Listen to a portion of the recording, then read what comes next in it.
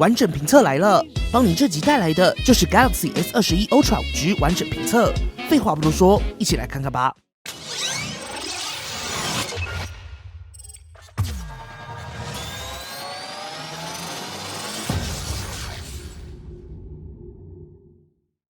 本集邦尼会把重点放在 S21 Ultra 5G 的测试，不过在一些重点上也会带其他两支一起来看。在外观设计上，这次的 Galaxy S21 Ultra 5G 前后都用上了康宁大猩猩 Victus。在成色上，银色是真的好看，机身上的色彩会随着光影流动，呈现亮银、淡蓝以及淡粉。那黑色呢？如果大家有发现的话，市场上深黑色的产品真的蛮少见的，主要还是在工艺上难度相对高一些，在成色上也比较不可控。但这次的黑色质感非常好，可以看到这次三星花了很多功夫在调这次的黑。最后，三星这次采用了全新的镜组设计。老实说 ，S21 5G 系列的设计好不好看还是蛮两极的。不过邦尼认为，相较起过去1年来大部分机型都是黑色方框的镜组设计来说，在 S21 Ultra 5G 上，三星利用了许多平直跟圆弧的设计元素，搭配上雾面跟亮面的边缘勾勒，并且巧妙将镜组作为金属中框的延伸，在一体性上是不错的。同时，也透过几何的大量采用，跟过往的方形镜组相比，的确有一种未来感。而金属包覆的镜头模组在耐用性上，相较起整片玻璃也比较不容易破一些。机身配置上 ，S21 5G 全系列都采用双面双 SIM 的双卡设计，全系列都移除了 microSD 卡。虽然可惜，但 microSD 以体验来说，在效率上跟内部储存空间还是有较大差异，但也存在便宜跟方便的特性。不过已经决定入手的朋友，邦尼会建议是时候试试看云端备份了。尤其 Google 相簿也即将停止免费的高画质备份，势必需要转换一下。盒装部分，为了跟进环保，所以 S21 5G 盒装内只提供了一条电源线。不过好玩的是，三星在发表会上也很直接的跟大家说，移除配件有助于降低成本，而25瓦快充跟过往的25瓦充电器也是相容的。接着来看大家最期待的相机 Galaxy S21 Ultra， 在相机硬体上就是堆好堆满的武力展示机型。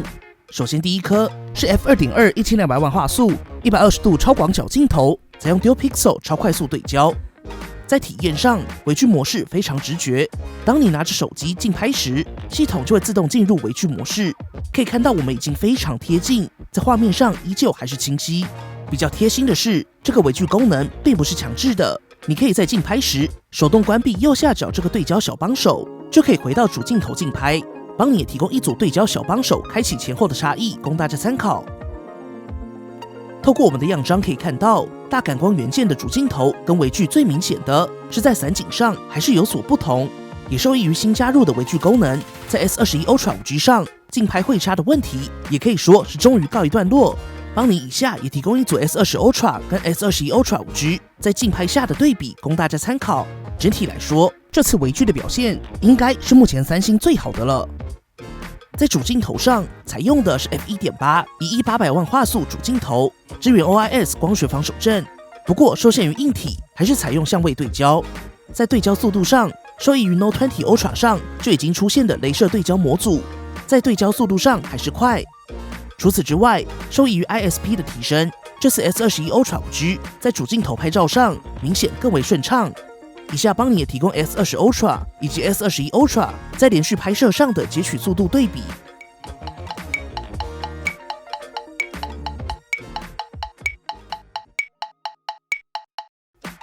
这次另一个大亮点就是这一颗 f4.9 1000万画素10倍光学长焦镜头，同样有光学防手震以及 DP 超快速对焦，在大力摇晃下还是可以听到防手震模组的声音。不过跟上一代 S20 Ultra 相比，明显小声许多。此外，这次三星在10倍光学的模组上还是秀了一点技术。S21 Ultra 除了采用更大的感光元件外，跟目前其他主流的10倍光学变焦相比，三星采用了只有2次反射的潜望式镜头模组，跟其他多次反射的解决方案相比，能够一定程度得到更好的画面品质。在体验上，邦尼稍早说过，这次在长焦上的防手震调教真的稳，但除了稳，这颗长焦可以说是非常受控，在高倍率下，长焦不再像是脱缰野马。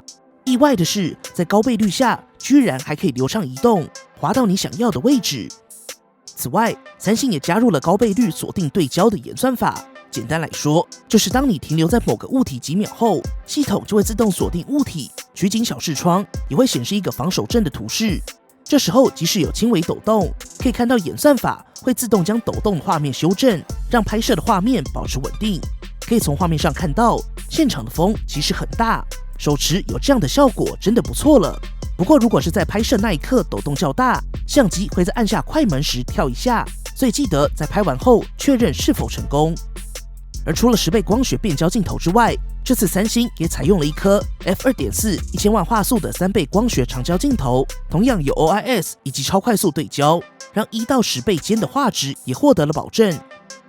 接着帮你实际测试一下三星有提到的第三方相机画质最佳化。在测试流程上，采用 S20 Ultra 以及 S21 Ultra 5G， 透过 IG 的相机尽可能拍摄同样的照片，并且直接分享到 IG 限时动态，再透过第三只手机截图下来，避免误差。以下帮你也放大看细节，供大家参考。看起来似乎有更清晰锐利一些，不过这是不是受益于这次的最佳化就不得而知了。帮你也透过同样的测试流程，提供一组 IG 影片动态供大家参考。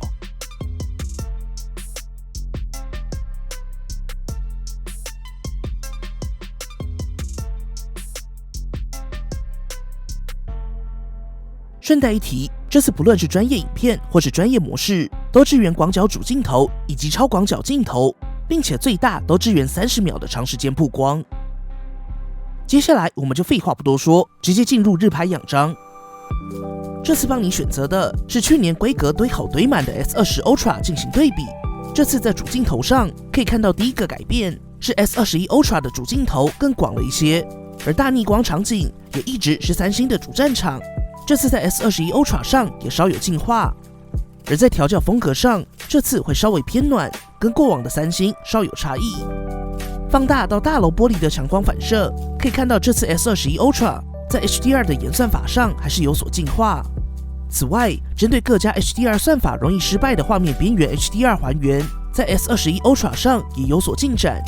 接着我们看到超广角，这次在超广角的调教风格上，三星不再追求整体画面的明亮感，更趋近真实一些。这次在超广角上最明显的改进就是 HDR 还原非常稳定。我们同样拉到强光反射的区域，可以看到 S20 Ultra 在树枝边缘出现了微微紫边，而 S21 Ultra 则是好上不少。不过目前主镜头还是有可以再最佳化的地方。我们直接进入极端测试，一样是帮你常测的树枝白云极端场景。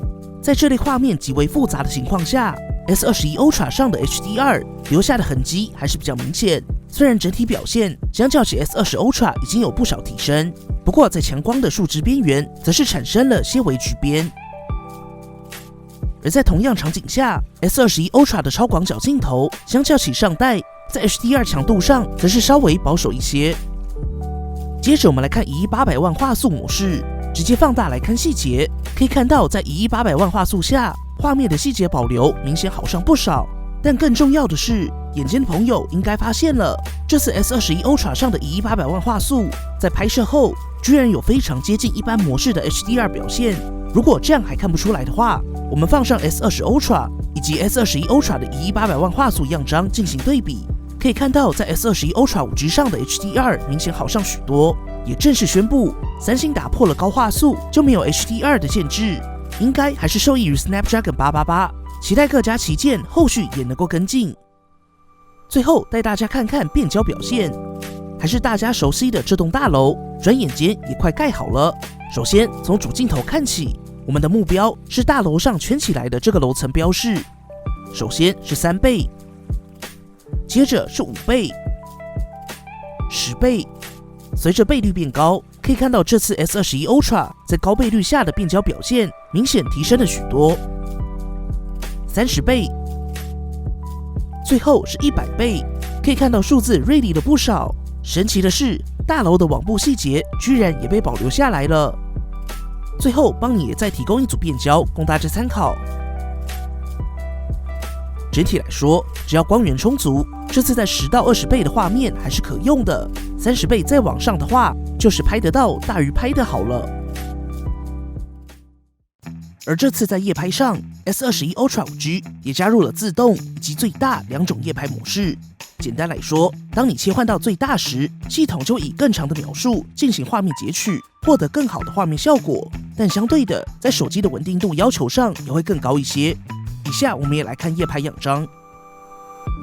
夜拍部分，今年三星还是不断打磨1亿800万的夜间算法，在 S21 Ultra 上的这颗主镜头，整体来看跟 S20 Ultra 相比，其实两者表现都已经不差。只要不是极低光的场景，两者并没有拉开明显差距。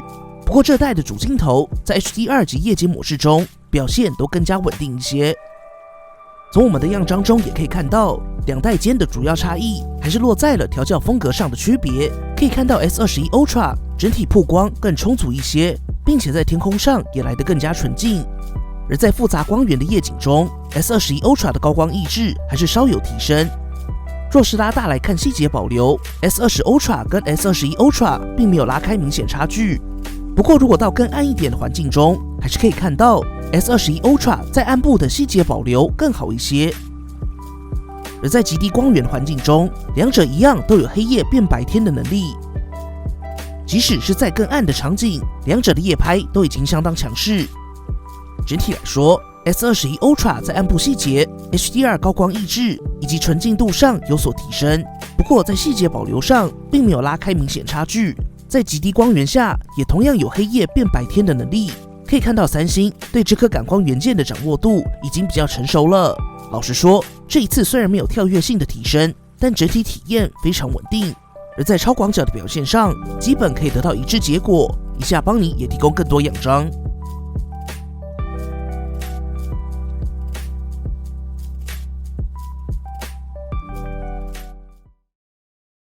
而在录影上，这次的升级点还是比较多。首先，在界面设计上，三星终于加入了画质跟帧数的独立选单，并且提供了一个新的选项 Full HD Auto。在这个模式下，系统会自动判断环境光源，并且自动在30或是60 FPS 之间切换，达到更好的画面品质。此外，这次也正式支援全镜头 4K 60 FPS 录影。不过必须在按下录影前选好使用的镜头，在录影中只能进行缩放，无法切换镜头。新增功能的部分，三星加入了全新的最佳导演模式。在这个模式之下，你可以同时开启3颗后置镜头以及自拍镜头，并且最多选择1颗后置镜头搭配自拍镜头同时拍摄。当然，你也可以单纯使用后置镜头。在这个模式下，你可以同时预览3颗镜头所拍出来的画面，并且依照需求快速切换，在实际体验上还是顺畅的。此外，在一些功能上也迎来了升级，例如 Super Steady 超稳定动态摄影，从 Full HD 30 FPS 提升到 Full HD 60 FPS， 在效果上一样超级稳，大力晃动一样没问题。接着是这次的有感升级 ，8K 24 FPS 也变得超级稳，即使是有幅度的晃动也没问题。不过，为了更好的防守阵效果，画面的裁切幅度也随着 4K 30 FPS、4K 60 FPS 以及 8K 24 FPS 增大。以下帮你也提供一些实拍的小短片。关于 S21 Ultra 5G 的录影对比，帮你会等今年更多旗舰推出后进行实测。毕竟今年 Snapdragon 888对录影的支援更新幅度蛮大的，后续对比也比较公平一些。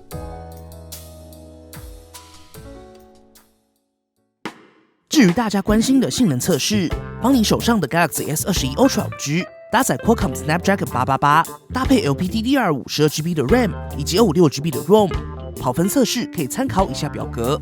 跟上代 S865 的 S20 Ultra 对比下 ，Geekbench 5单核性能提升 24% 左右是比较明显的，多核则是提升了 10% 左右，提升比较小，只能期待高通挤一下牙膏。而关于 Snapdragon 888在 S21 Ultra 5G 上的实际表现，帮你会透过 Galaxy S21 Ultra 在中高性能需求的 PUBG-M 以及性能测试指标原神进行测试。为了降低温度对测试结果的影响，我们这次的所有测试都尽可能将室内温度控制在26度左右。首先是原神，在连续玩30分钟后 ，Galaxy S21 Ultra 5G 的平均帧数落在56.3 FPS， 平均功耗落在4.9瓦，机身温度最高达到正面44度，背面43.3度。接着是 PUBG-M， 这次我们采用 S20 Ultra 以及 S21 Ultra 5G 进行对比，采用 HDR 高清极限帧率30分左右的游玩下 ，Galaxy S21 Ultra 5G 的平均帧数落在了59.6 FPS， 而 S20 Ultra 则是落在了58.9帧，基本上都可以视为顺跑。我们再拉出 CPU 频率来看，可以看到在 S21 Ultra 5G 上，三星针对 X1 跟 A78 的调教策略上，跟稍早看到的结果稍有不同。而 S20 Ultra 跟 S21 Ultra 两者的平均功耗也都落在 3.8 瓦左右。而在相同的测试环境中 ，S20 Ultra 5G 的机身最高温大约落在38度左右。S21 Ultra 5G 则是高上2度，来到了40度左右。不过对比去年主流旗舰平均落在40度左右的表现，其实也还算正常。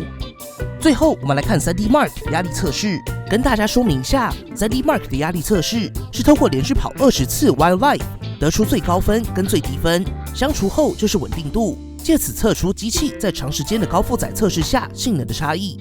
首先看到 S20 Ultra 在第一轮测试成绩大约落在3782分，最低的测试成绩落在第20轮3597分，稳定度 95.1%， 平均分3751分。而 S21 Ultra 这边首轮成绩落在5605分，最低落在第17轮3353分，稳定度落在 59.8%， 平均分3986分。但如果我们拉开来看细项，首先是得分，可以看到 S21 Ultra 前4轮的测试成绩平均都可以达到5000分以上，最高分相较起 S20 Ultra 有 48% 左右的提升。透过最大帧数来看， S21 Ultra 是41帧，而 S20 Ultra 是28帧。可以看到 Snapdragon 888在爆发力上还是很强，但随着连续的压力负载，透过曲线来看，在前9轮平均都有 30% 左右的提升。不过在第10轮开始，应该是碰到天花板了。S21 Ultra 开始将算力维持在3400分左右。温度部分 ，S20 Ultra 系统最高温44度 ，S21 Ultra 也是控制在同样的44度。整体来说 ，Snapdragon 888爆发力还是非常强，最高有 50% 的提升。在三星的调教下，温度控制跟上代最高温差异不大。但在连续负载下，还是能够看到输出有所影响。不过目前在邦尼大部分的测试中，只有在 3D Mark 这种连续高负载下，才能碰到888的天花板。在一般的使用及大部分的游戏中，其实并不容易达到这么高强度的连续负载，在原神都可以算是顺跑了。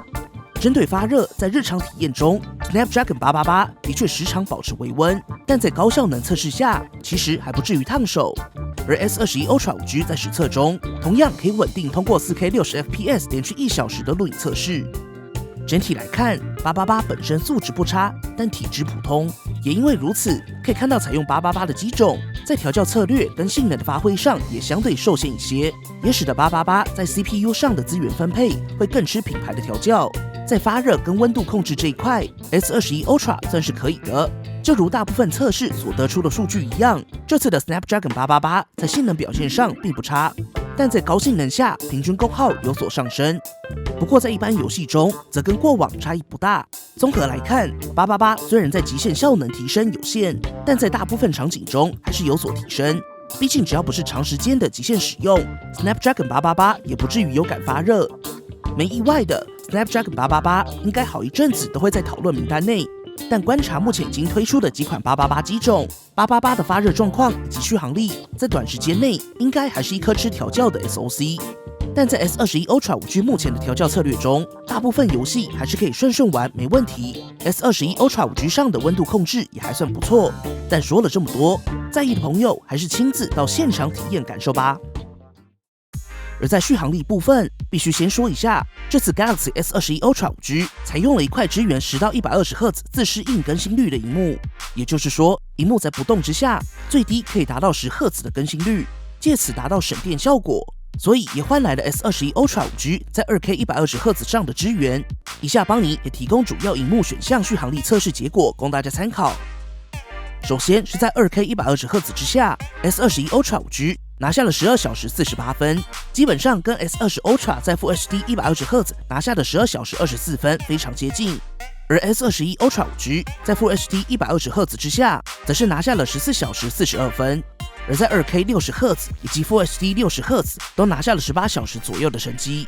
整体来说，受益于新技术，在不同模式中都还是达到足够一天一充的成绩，也让这次即使是在 2K 120Hz 之下，也有不错的续航力表现。在充电部分 ，S21 Ultra 5G 支援无线充电、无线反向充电，而在25瓦的快速充电下，30分就能充满61%，完整充满只需要1小时5分钟。可以看到三星在25瓦的调教几乎可以说是叠满了。别忘了，这是一颗5000毫安时的电池，但总归一句话，要让快充有明显的飞跃，邦尼还是期待更高瓦数的快充加入。生物安全辨识上 ，S21 5G 系列采用高通近期发表的第2代超声波指纹辨识模组，除了模组面积更大之外，这次在解锁速度跟辨识率上真的提升非常多。邦尼会推荐大家轻一点就能快速解锁，以下也提供萤幕关闭跟开启的解锁测试。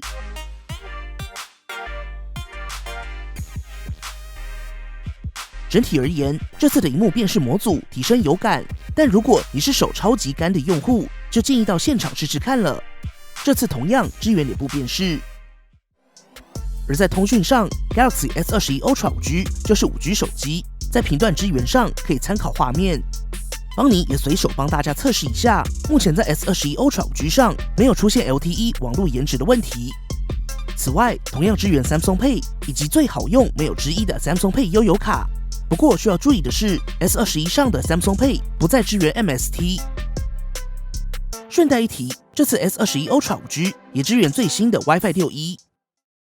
此外，这次 S21 Ultra 也支援了 S Pen， 但邦尼认为可以把它视为附加的功能就好。三星也推出了一个 S Pen 加保护壳的套组，不过这支 S Pen 就不支援蓝牙功能了。比较特别的是，装上这个 S Pen 保护壳后，虽然明显变宽，但配重上还是可以单手操作，算是蛮意外的。而在相容性上，实测 Note 20 Ultra、Tab S6、S7 手机、平板上的 S Pen 都可以相容，同时 S Pen 是不需要充电就可以使用。三星预计后续也会再推出支援蓝牙的 S Pen Pro。关于One UI 的体验细节，因为时间有限，这集没办法展开来讲，但最大的改变就是针对120Hz 高刷新率的最佳化以及动画，明显都更为流畅了。而在影音娱乐上 ，Galaxy S21 Ultra 5G 采用了一块 2K WQHD Plus 120Hz 的欧极线全萤幕，技术上采用 Dynamic AMOLED 2X， 最高支援1500尼特的峰值亮度，在太阳下也可以清楚显示，并且保留了微曲面的设计。而其他两支则是都采用 Full HD 加 120Hz 的组合，萤幕也改为平面，没有 2K 的选项，邦尼是认为可惜了。但如果要理性来看，这次为什么没有用上 2K？ 首先是在成本上较难负担新的自适应萤幕，所以在耗电量的考量下，或许依旧锁定 2K 60Hz 的选择，在实用性跟成本的取舍下，或许就是现在的组合了。可以看到成本控制以及调降售价的优先级，在这次 S21 系列还是蛮高的。台版在这两支也分别降了6000到7000台币左右，最便宜的版本来到25900，只比稍早推出的 S20 F1 贵了2000元左右。在定位上，若是换上 2K 120Hz 的 LTPO， 好像也不太可能。但不给 2K 60Hz， 就是感受上少了一点。大家怎么看呢？底下留言一起讨论吧。顺带一提，邦尼也应观众要求测试了触控性能，目前没有遇到断触的问题。而 120Hz 搭配One UI 3全新的动画，在体验上还是非常流畅，不想回去的感受似乎又上升了一点。而在音效上 ，S21 Ultra 5G 依旧搭载 AKG 调教的双喇叭，同样支援 Dolby Atmos。以下邦尼也提供一组对比。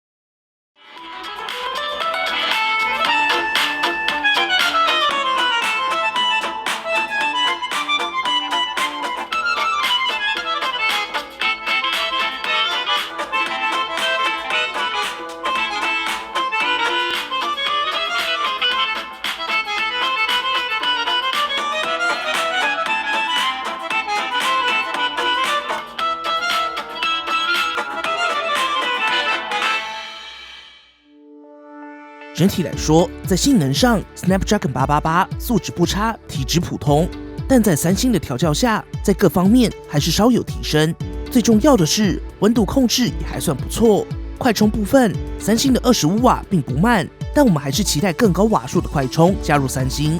同时，受益于这次在电力上的最佳化，续航力表现可以应付这块 WQHD Plus 加120赫兹的萤幕。而这块萤幕的表现其实就不用多说了，显示效果非常不错，亮度足够，可以应付各种环境。三星旗舰的萤幕还是稳稳的。相机部分，三星采用了相对成熟稳定的镜组配置，在实拍效果上也都有不错的表现，尤其是11800万画素，也迎来了一定程度的 HDR， 算是小惊喜。虽然主镜头整体而言没有大幅飞跃的感觉，但在长焦的稳定度表现上还是印象深刻的。但也期待三星持续打磨主镜头。除此之外，这次三星在录影上可说是迎来了大升级，加入了最佳导演、4K 60fps 全镜头录影、Super Steady Full HD 60fps、稳定的8K 录影，几乎是大家要的全给了，有一种解放的感觉。整体来说，这次的 Galaxy S21 Ultra 5G 会是各方面都更加均衡且稳定的一支旗舰手机。最后也帮大家整理一下选色。Galaxy S21 5G 在选色上有紫、白、粉、灰4种颜色，在成色上帮你认为灰白两色是好看的，尤其是金属侧框延伸到镜组的设计，在 Galaxy S21 5G 上的比例很平衡。如果是想入手紫色的朋友，帮你会建议到现场看一下。Galaxy S21 5G 因为材质不同，所以成色上跟 Galaxy S21 Plus 5G 的紫色稍有差异。而 Galaxy S21 Plus 5G 则是有紫、银、黑3种颜色， Galaxy S21 Ultra 5G 则是有银黑2色。此外，三星这次也同步推出预购登录，送 Galaxy Buds Pro 以及蓝牙智慧防丢器 Galaxy Smart Tag， 后续帮你也会带来这2个产品的完整评测，千万别错过喽。好啦，本期节目就先到这里，如果还有任何你想知道或是帮你没测到的内容，欢迎底下留言告诉邦尼，一起讨论喽。如果喜欢本期的节目，不要忘记订阅邦尼，并且打开小铃铛，及时收到最新的评测通知。当然，你也可以在 Facebook 邦尼 AI 小助理、Instagram 以及 Line@ 找到我们。如果还有其他问题，别忘了底下留言。那我们就下期影片再见啦。